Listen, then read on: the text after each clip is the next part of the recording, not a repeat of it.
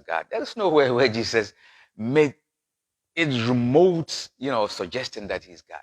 There is not a if Jesus Christ is God, why wouldn't he tell us? If that is what requires us to believe in order to get heaven, he should make it. I am God, worship me. Why hiding? There is not a single place. You infer, well, I think Jesus Christ wanted to make him. He must, look, this is revelation. This is about matter of death and life. This is a matter about going to hell and heaven. If he is God, he should make it clear, unambiguous statement that is so succinct. He should say, I am God, worship me, or I am God incarnate. He should make this statement. Why is it that he leave it to the people outside him after he left the earth, and they are the one that interpreted this? They make us believe that that's what it means. And you've mentioned about him, the book of Isaiah. He is the everlasting, he is the counselor. Where? He is the Emmanuel. I tell people that Jesus Christ is not Emmanuel. Whoever called him Emmanuel? I was speaking in Tennessee, in the Christian diocese. I said, if you can show me one place where anybody called Jesus Christ Emmanuel as he walked on earth, if there's any water here, I don't mind dip myself in and become baptized. Nobody ever called him Emmanuel. Nobody ever called him everlasting God. Everlasting God? Where? How? When? He kept all these fancy names. Nobody ever called him Emmanuel as he walked the earth. Where? Matthew, Mark, Luke, and John. These are the Gospel 4. None of them explain that he is Emmanuel at all. It is just an inference. But the Jewish, who know the Old Testament more than the Christians, they never think of Jesus to be Emmanuel. And Jesus never said, Emmanuel means God is with us. It's a name. We have so many different names meaning beautiful things. So if Jesus is Emmanuel, people have so many names. Joshua, Yeshua, all these things. There is meaning to it. Me, I'm looking for a substance where Jesus say, I am God, or worship me, or any of the disciples of Jesus ever worship him. None of them came very close to worship him. Even the leader of the disciples himself, who is Peter, in the Acts of the Apostle, chapter 2, verse 22, Peter said, ye men of Israel, hear this word, Jesus Christ of Nazareth, a man approved by God amongst you, which you yourself know. A man, he said. He didn't say a God. A man approved by God amongst you, with wonders and signs and miracle, which God did unto him. He never do all these things that you are claiming that he did, and therefore he deserved to be God. Where? How? When? Even one miracle. Jesus Christ never performed a single miracle in his life. By himself? Where? Which miracle? Walk on water? Ask him, where did he get it from? The woman that touched him and she was healed? Ask him.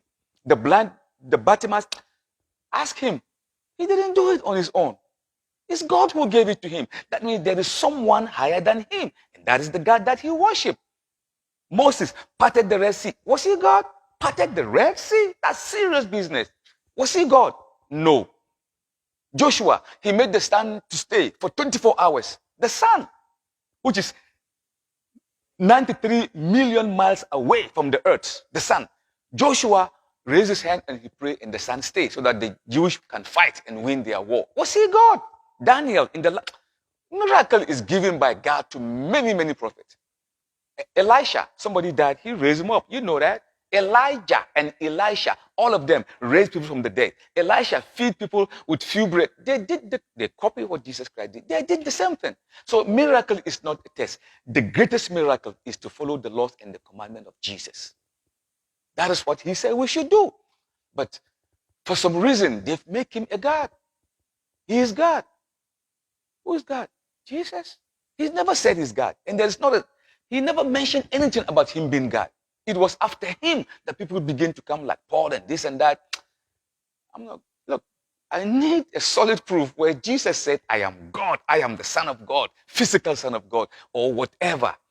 Can you imagine a God like that? So it's just unbelievable, that still people have this kind of faith. We should worship the one God that deserves to be worshipped, that we can't even see. The God of Moses, Isaiah, Jeremiah, Abraham, Jesus, and Muhammad. This is the God that we should be bowing down and worship to, as Jesus did bow down. And all of them bow down and worship. We bow down and worship just like the Abraham. So today, if Jesus Christ come here today, we say Shalom Aleichem. Jesus, if he walk here today, he will say to me, Shalom Aleichem. That's how they greet themselves. That means Salamu alaikum, wa alaikum shalom. Navim, we say Nabi, a prophet. Rasul, a prophet, a messenger. Kutub, kitab in Arabic, which means a book. Bushir, bashar, flesh. Ilah, Eli, Elah, Allah. We're so very close to Jesus Christ. But if you read the Bible in English, you wouldn't see anything about Jesus. Why? Because what you have is English. It could be in Japanese. Did what it said? No, you read in a vernacular. Get the original book, and then you hear. For example, if I say Muhammad is in your Bible, you'll be surprised. You say, come on, what do you mean? Muhammad is mentioned in there, but because it's translated into vernacular, into my language, Hausa, Dagati, Fulani, German, Swedish, English, how are you going to see what Jesus actually said? I give you the Songs of Solomon chapter 5 verse 16. Songs of Solomon 5:16. I'm going to show you Muhammad in your book. Song of Solomon 5:16. But I'm going to read in English what is there. Then I'm going to read it in Hebrew again. It says, his mouth is sweet. His skin is like that of the Lebanese. He is altogether lovely. He is my friend, O daughters of Jerusalem. In English. You don't see Muhammad there. But if you translate, hiko mamitatim fi kullu zahudin Muhammadim bazamra'i bayna Yerushalayim. You see? So if you get the original, Jewish Hebrew Bible or Aramaic is 80% Arabic. So we know exactly what Jesus did. But in translation, it will not get you anywhere. In the fact that you give yourself to Jesus Christ, now you are saved. People believe in atheism and they are saved. People believe in agnosticism and they are saved. People believe in nihilism and they are saved. People believe in Hinduism and they are saved. They feel comfortable. I've given myself to Brahman, Veda, Shiva. I'm saved. So that is just an introspective word that you can use for yourself. Everybody can be saved. So that doesn't say anything. People are in different religions and they are saved. And they feel comfortable and they are at peace. But that is not the essence. The essence is to worship. What did Jesus ask us to do? Jesus, Moses, Isaiah, Jeremiah, all of them, what did they do? That's exactly what Muslims do. Exactly.